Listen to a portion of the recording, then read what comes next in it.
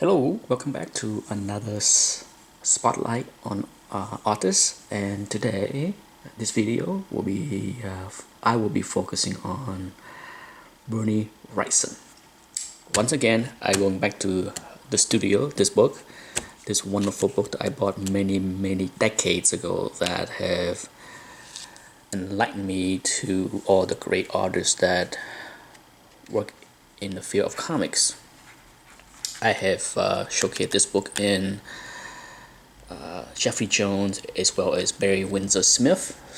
What's left is Michael Kaluta and Bernie Wrightson. So for this one, let's go to Bernie Wrightson.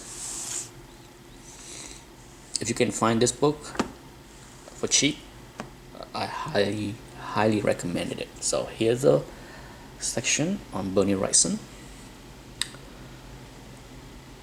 Beautiful drawing right here. If there is one artist out there that I believe look great in black and white, it is Bernie Wrightson. Not to say that I don't appreciate or enjoy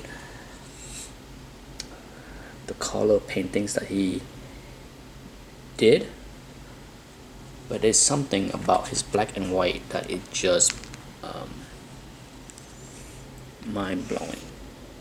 I will try not to drag this video on for too long and go through every page, but let's look at this.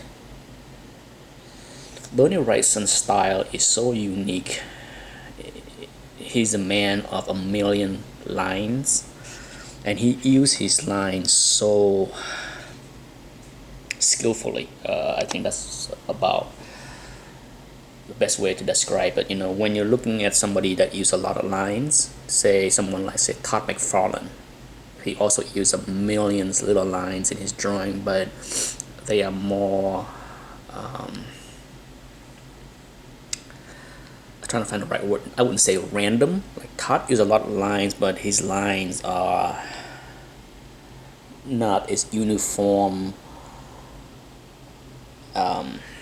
and fine and in the same direction as Bernie Wrightson. That's what makes Bernie's style very unique. For example, take a look at this.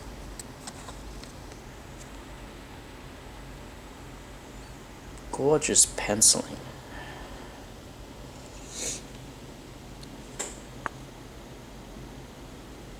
As you can see, this is a good example of what I'm saying. You know, like Bernie used a lot of little lines, but it's very uniform in one direction. Very painstaking details. Gorgeous. Like I said, even his painting, you know, I mean, Bernie does not have to use a million lines to be great. He's also, you know, a fairly gifted painter, as you can see here. Just look at this.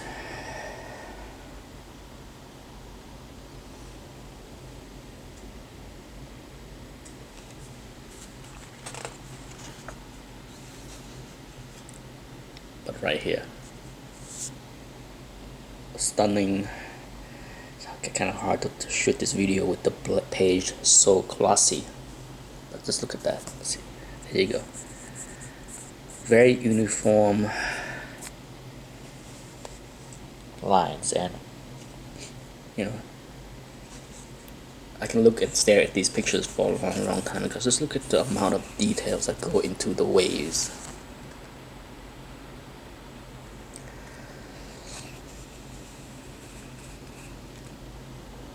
Look at that. Such fine feathering effect. You know, the only other person that have a similar feathering would be, you know, say the inker Tom Palmer. But just look at the masterpieces. Like I said, I can stare at the black and white drawing of Bernie Wrightson any given time. I just find that his black and white stuff are just incredible. Simply incredible.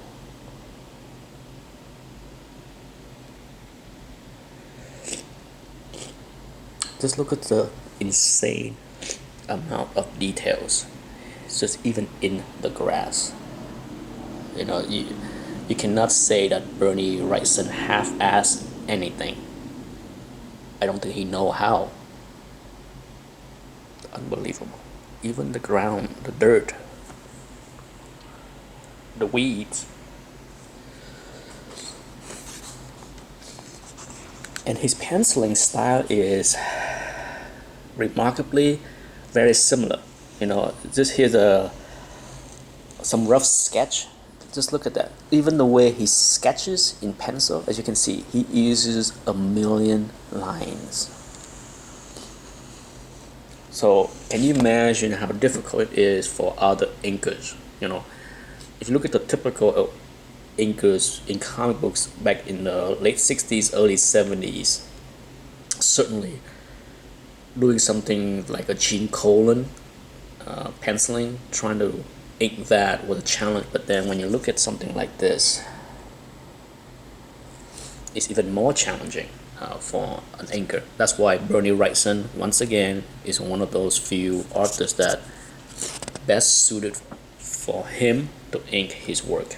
I just can't see anybody else being able to ink and handle the task as well as he can do it himself. Just look at that. Gorgeous detail. Simply gorgeous. How about this one?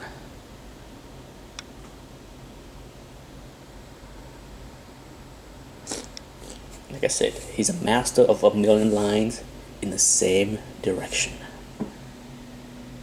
This is one of my favorite in this book. Just look at that. Bernie Wrightson have a way to make even the clouds, the sky, look beautiful. Unbelievable. Like I said, when I discovered this book, I have not seen Bernie Wrightson work in comic books yet, and I remember going through this book, and it was a toss-up between Bernie Windsor Smith and Bernie Wrightson as far as my two favorite in this book, and it is just beautiful. I remember just looking at this stuff, and Bernie Wrightson is so gifted, so skillful that even when he do something whimsical like a cartoon or Disney style of drawing, look at that. Incredible. He doesn't have to use a million lines to be effective. Simply stunning.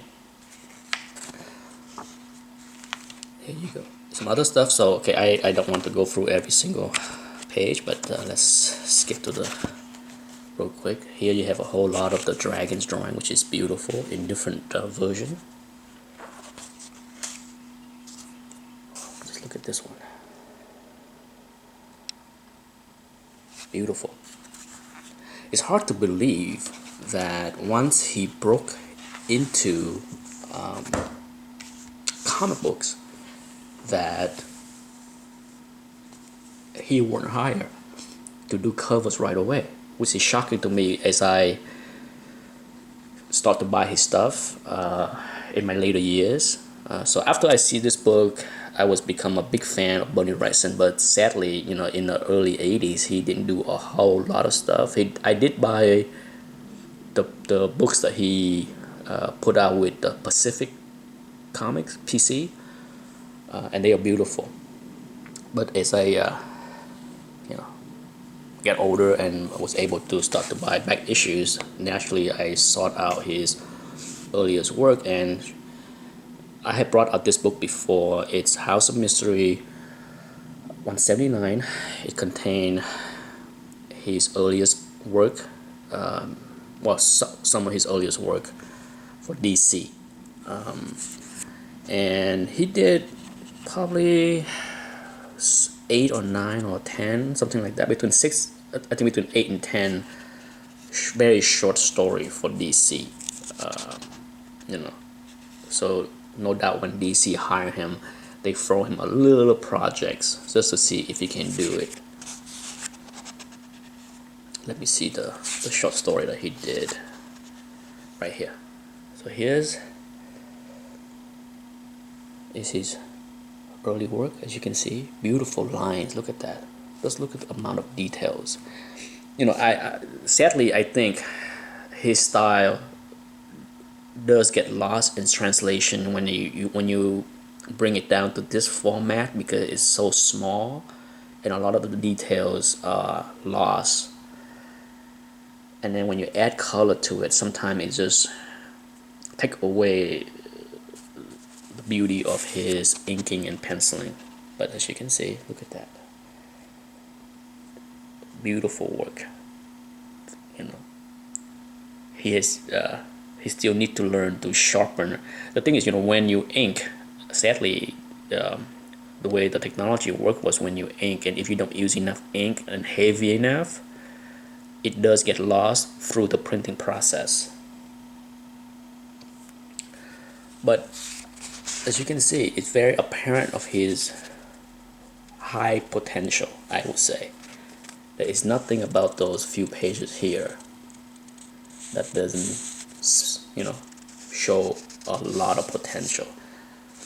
And what surprised me was, he did this in 1969, and he worked on, like I said, 8 to 10 short story for DC, mainly with the House of Mystery, the Unexpected. But he did not get to do any covers, which is shocking to me, because if I was, running DC at the time, sure, you have Neil Adams, who is fantastic. Okay, you have Neil Adams, you have Nick Cardy, that dominate the horror genre, but surely find some room for Bernie Wrightson. Okay, so here I have a couple issues of Marvel horror, and his first work as far as covers was actually for a bunch of Marvel's reprint. As you can see here, it's gorgeous.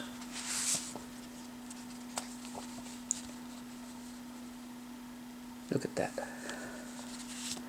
He did, I think, about half dozen covers for these two titles. As you can see, they are beautiful. Marvel horror title in the Bronze Age are much brighter in colors. DC use a darker tone in many of their covers, and to me, it suits Bernie Wrightson much more in that way. To me, this is beautiful, okay, but it's just not dark enough for me. But it's beautiful. But so for the Bernie Wrightson fans out there, no doubt, if you can, if you're interested in finding earliest covers work of Bernie Wrightson in comic books, look for them in these two titles, okay? Because he did them way before he got his chance to do his very first cover for DC, and what a debut that was, right? So this book. This is Bernie Wrightson first covers at DC. This is the nicest copy I have, and I definitely will keep this one raw for years to come, if not forever. Gorgeous copy. The biggest flaw is right there. There's a bindery issues right there, and then there's a slight crease right there, but the rest razor sharp corners and edges. Look at that, beautiful. And by the time that he got to do this book, I think his talent is definitely full bloom by now. It's just gorgeous, and I can't say enough about how much I enjoy looking at this book, because it's just beautiful. You can see his full talent on display. So I will cut this video here, and hopefully in part 2 of my Bernie Wrightson spotlight, I will focus more on his Swamp Thing run. Okay, anyhow, thanks for watching. Hope you liked the video. Bye.